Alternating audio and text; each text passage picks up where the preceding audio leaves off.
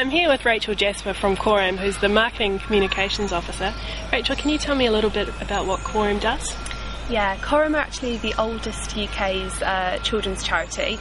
We think we may be the oldest children in the UK, the oldest charity in the UK, but we're certainly the oldest children's charity. Yeah. We were founded in 1739 by a man called Sir Thomas Coram, who was a captain. So he used to take his boats out to sea, and he went on many voyages. And when he came back, he realised that even though London was this kind of fantastic industrial city, there was a lot of families really living on the edge, and he was sort of a bit disgusted that there were babies dying on the streets of London and very troubled by it. So he campaigned for 17 years to open his hospital, which was known as the Foundling Hospital, the first children's charity in the UK, where mothers could bring their children if they were illegitimate and they were born out of marriage and they couldn't care for them themselves. So rather than face the kind of poverty or the uncertain future that they would with the family, they could bring them to the hospital and know that they'd be cared for and that they'd be brought up into a career and to have a future, really, there was no other opportunity like that for those children. Yeah. So out of the hospital,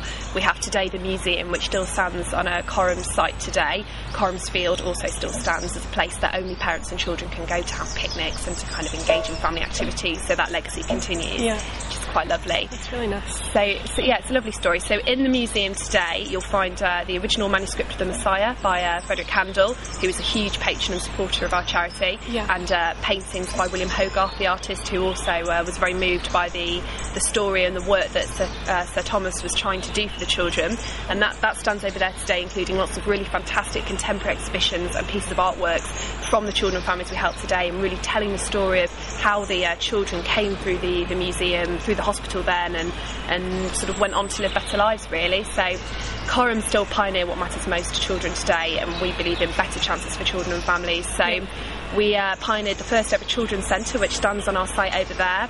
We have our parents centre here on the site, and we run adoption, so that's with local authorities all over the country who have children for place, and our adoption team, who are very talented and experienced, will work with families to prepare them to be fantastic parents for children.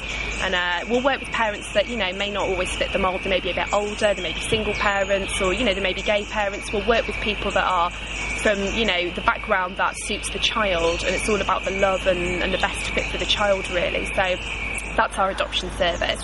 We also run children's centres in Ealing on behalf of the local authority there, and we run creative therapies for children who may, due to traumatic experience or may, due to learning difficulty or communication difficulty, not be able to communicate in the way that other children can. So we'll support them through art and music therapy to make those changes, which is fantastic and rewarding for that team. Yeah, definitely.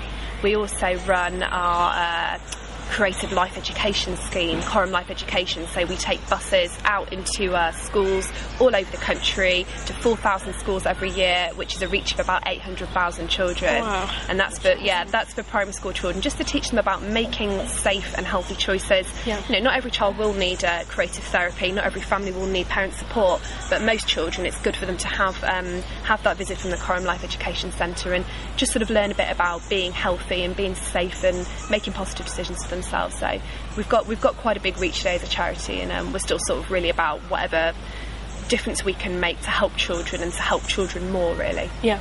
Okay. And what's your role at Coram? So my role as Marketing Communications Officer is to make sure that we have a good response for media and PR stories. So we've got our case studies, we know what we support in terms of policy that's happening with the government, and that we're delivering statements and supporting the work that's going to benefit our families most. So we'll work with the people, the practitioners and the support workers to make sure that their stories appear in the media.